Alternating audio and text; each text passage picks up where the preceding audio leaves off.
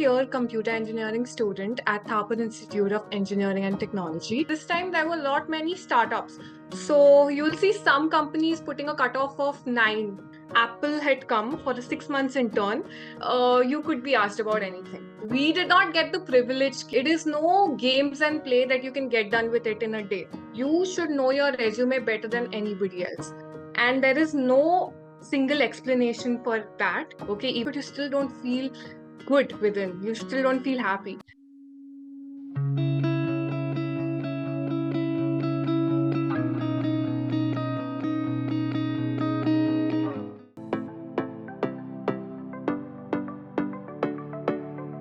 Thank you for coming as a guest to my podcast. I invited you because I want to know about your experience, about placements at Thapar University, and things to do, things not to do. And to start with, can you share a bit about your background? Okay, so hi everyone. I am Niyati Kapoor from Kolkata, West Bengal, and I'm a 4th year computer engineering student at Thapar Institute of Engineering and Technology. I've recently been placed at JP Morgan Chase and Company as a software engineer. Can you share a bit about your experience, about placement processes at Thapar University? Okay, sure. So, regarding the placement process at Thapar, so there are a lot of companies that visit campus usually, but this time it was not that much because of the bad market scene.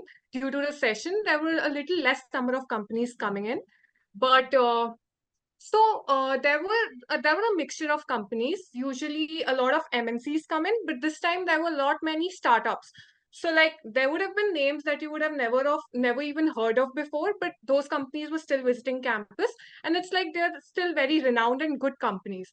So yeah, so to share my personal experience of the placement, it goes back to the fourth semester. So that's when JP Morgan Chase and Company actually visited our campus, and that was one of the first companies to visit campus. Okay, so I got very excited, and because it was the first company, I was like, "Chalo, bhar denge," and I did not even look at it like that seriously because it was the fourth semester. So yeah, and then I sat for the company. The first round process was actually it was a coding round. So the first round, and it had around 2 or 3 questions that you had to do, coding questions, within a stipulated amount of time.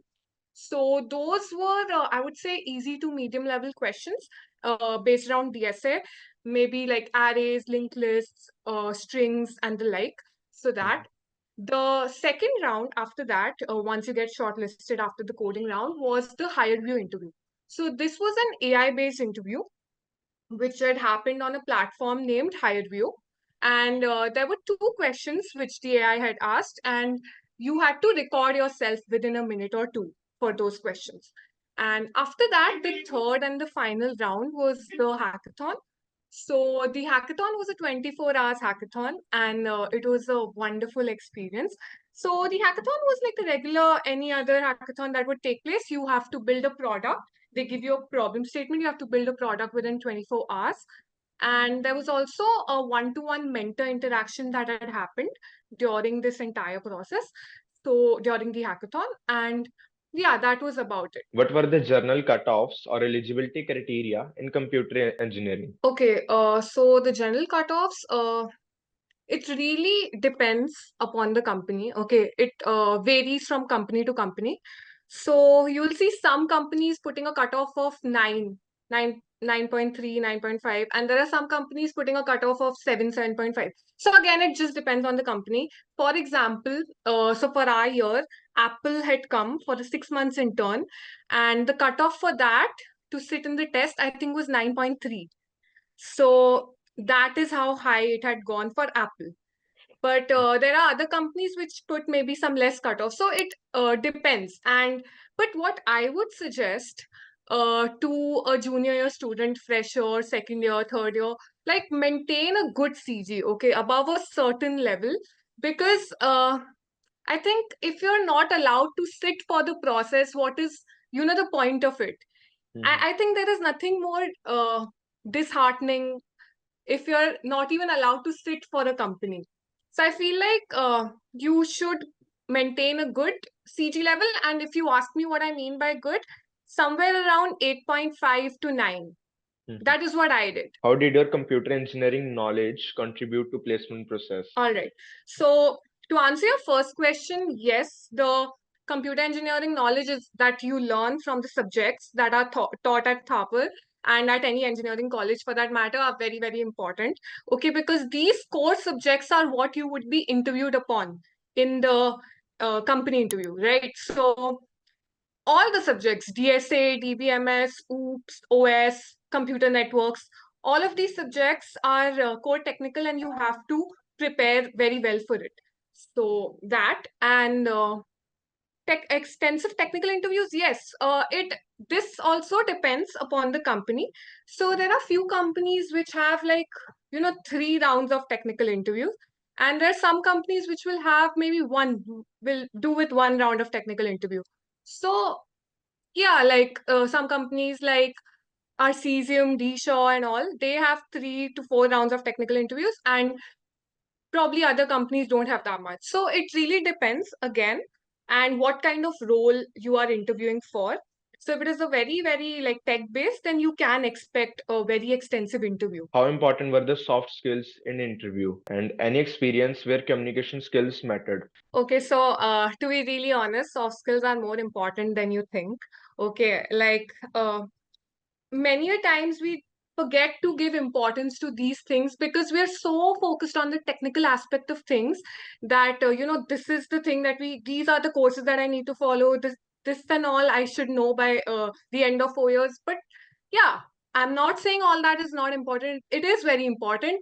But along with that, if you do not have like a medium to convey it, if you cannot convey it properly to the interviewer, what are your ideas, what is your approach, what do you actually want to say, then there is no point of it. So being very honest, even in my year, I saw there were so many people who were probably one of the best coders amongst our batch, but they're still not able to, make it through the interviews. They're not able to cut it. And I think the reason that might be is because of these soft skills. Okay. So along with the technical skills that you hone, along with any other skills that you're honing, do practice the art and the skill of giving an interview. It is very, very important. So, yeah. And any experience where it mattered, I'll tell you. So, basically, in the third round of the JP Morgan process, the hackathon, so since they had already tested the technical skills during the development of the product, there was a one on one that happened with my mentor. And once I entered the interview room, so it happened online. Okay. Usually it happens offline, but because it was the COVID era, it had happened online for us. And yeah, so I entered the interview room with my mentor, and I was so like anxious. I was like, I don't know what DBMS query he's gonna ask me. I have not prepped it enough. I have not revised DSA. What am I gonna do? But then the first question that the mentor asked me was, so hi Niyati, where are you from? And I went like, I'm from Kolkata. He's like, so how's the weather in Kolkata? And I was not expecting this kind of a question to be asked. Okay. And I quickly made up something. I came up with something, and then we chatted. It was a very normal conversation. Like interview would be too formal a word to use for it, because it was a nice conversation that we had, and it started with talking about the weather of my city and his city from where he was. So yeah, that was there. So yes, if you ask me, communication skills do matter a lot. They matter more than you think, definitely. Did staying updated with journal knowledge affect your interviews or group discussions? Okay, so general knowledge, I feel it really depends again on the domain that you're interviewing for. So, for example, if you're going in for non-tech roles, there'll be case studies and guesstimates that are going to be asked.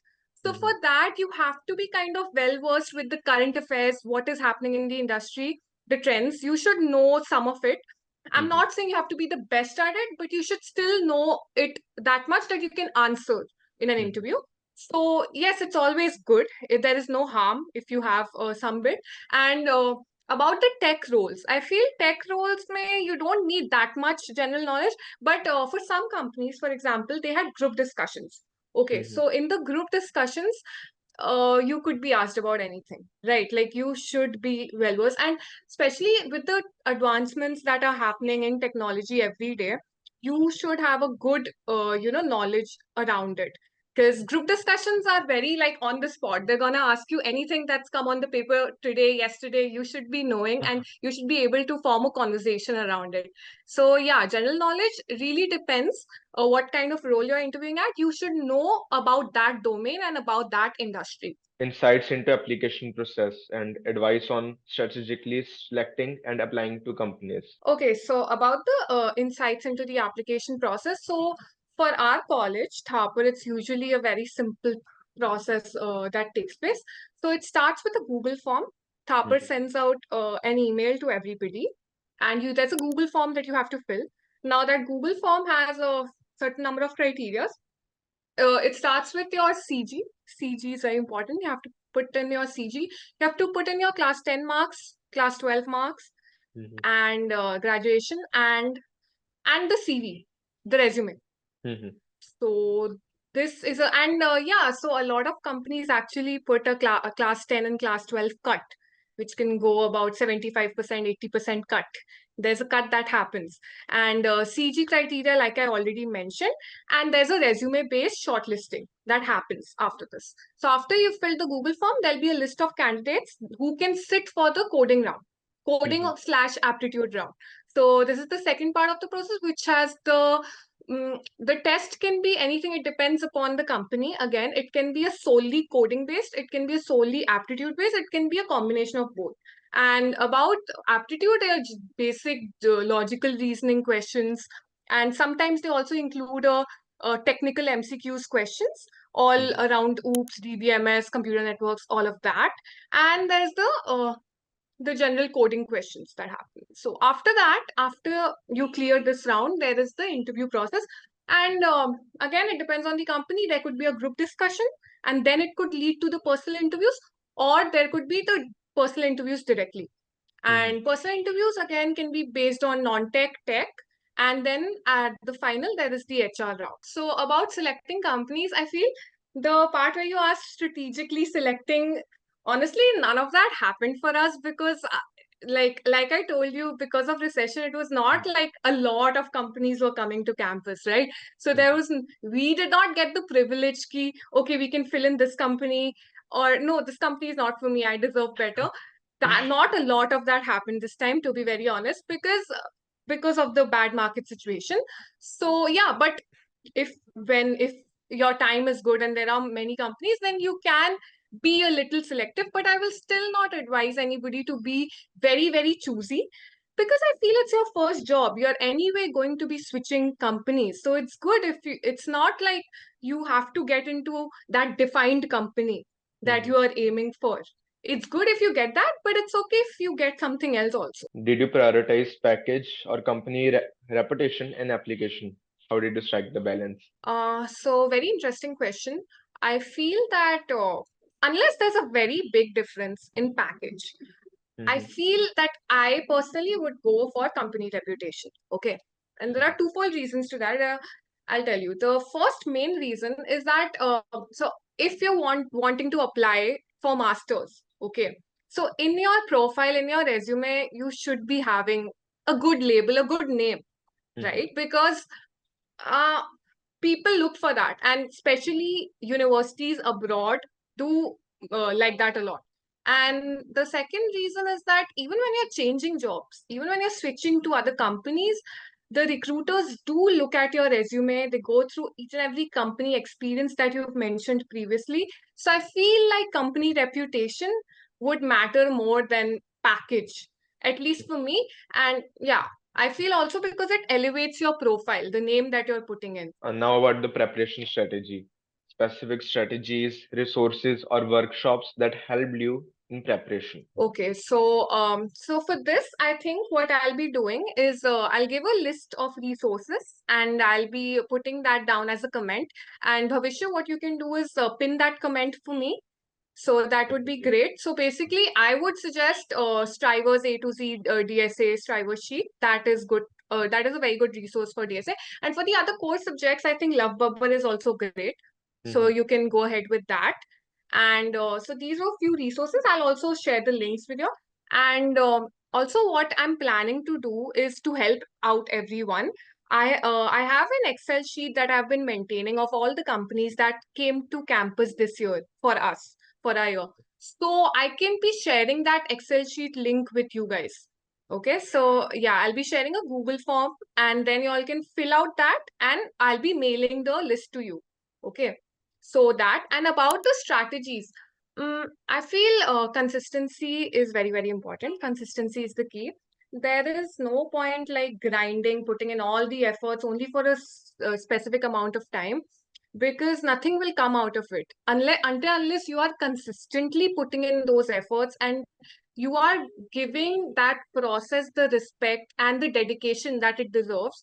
That is very, very important. It is no games and play that you can get done with it in a day.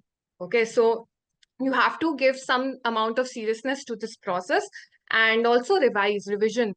Like people underestimate the power of revisions. Okay, but I feel if you don't retain what you study, there is no point. So go over your notes again and again before an interview, before a test, because it's very, very important. The more you go through it, the more it will stay in your mind. So that, and yeah, also whichever company that you're interviewing for, go through the previous year interview questions. They would be available on the net, on the internet. Everywhere you have to search those questions. Also get in touch with people already working in that company on LinkedIn. Connect with them on LinkedIn. Ask them Mhm. about their interview experience. Ask them about their experience in the company, how they're doing there. And all of this is very important because trust me, it will show in your interview the interest that you have for the specific company. You've researched all of it and it will show to the recruiter. So that take mock interviews. If you don't have anyone else taking them for you, pair up with a friend. Like, they take your interview, you take theirs. That way you learn from each other's mistakes also. What advice would you give to students preparing for placements, and any lessons learned or insight you wish to you knew during your placement journey? So, like I mentioned, the seriousness of the process is very, very important. Having said that, also have fun. It's not that you have to, devote 12 hours, 10 hours to just preparing and studying. Yes, you have to devote some number of hours, you have to study, but you also have to. This is the once in a lifetime, like, first time you are in college and this will never happen. All of this will never happen again, right? You will not be in college prepping with your friend. Your friend is next door studying. You are grinding here. It's a different experience. Okay, so just don't forget to have fun and don't worry too much. You'll get where you have to. Everyone gets where they have to. It's not some you're not something you should be scared of. And about the some things that I wish would have known before is that you should know your CV very, very well. Like, and every word on your CV matters a lot because you know what recruiters do most of the time. They just pick up with a word on your resume and they go deep into it. They dive so deep into it that you won't even like even you would not have studied that much, but they would go till that extent to check and to test how much you actually know, how much you know about that implementation of the word that you've put. So for Mhm. example, you've mentioned APIs in your resume. What is an Mhm. API? What really does it do? What is the necessity of it? What are the kinds of APIs? How are they different from one another? So anything, you should know your resume better than anybody else. That and maintaining good CG. I'm reiterating it because it is very important. Like if even if you're at that stage where you're like, shit, my CG is very bad. What do I do? She's granting about CG. Improve it. There is still time left. Even if it is one semester, two semesters, three semesters are left, just try and do your best because CG is something that will, that is make or break. That will decide whether you actually sit for the company. You're allowed to sit or not. So Mhm. that and you could be doing everything right. Okay, you could have a very nice CG, you could have a very nice profile, your coding interview went nice, your tests went nice, but it might happen that on the day of the result, your name is not on the list. Okay, and trust me, it happens to the best of us, and there is no single explanation for that. Okay, even if that happens, but there is a very big factor that comes into play that people undermine, and that is luck. Okay, you might be the best coder, but if luck is not with you, for a certain like company or process, then it does happen that you do not get selected, and that is completely okay. Okay, I learned it the hard way. I had seen my friends and go through this entire process, so I kind of know it secondhand that luck plays a very important role. But yeah, never compare. There will always be people better than you. There'll always be people worse than you. Okay, so there is no point in comparing. Just do what you do best. And like I said, it is not necessary to have a defined path. Okay, so what a lot of people do is they put themselves into boxes. They're like, इस company में जाना है, इतना package चाहिए, and if we do all of these ABC things, we'll be, at the top of the world. That is what success is to. But it is not like that. Okay, you might have even done all of those things, but you still don't feel good within. You still don't feel happy. So I feel like don't put yourself in a defined path or a defined. It's okay if you don't have a plan. You will be fine. Like just go with the flow. And again, if you don't get selected, even after putting in your best, don't stop putting in your best. Don't lose hope because you will reach where you have to one day. Like if not today, then maybe tomorrow, maybe day after, maybe next week, like that. Yeah. Thank you so much for coming and giving your valuable insights. I know that this video will help many students in future to come. Thank you. Thank you so much, Bhavishya. And it is great that being a first year student, you're doing this. Like, it's a great initiative, and I wish you all the best.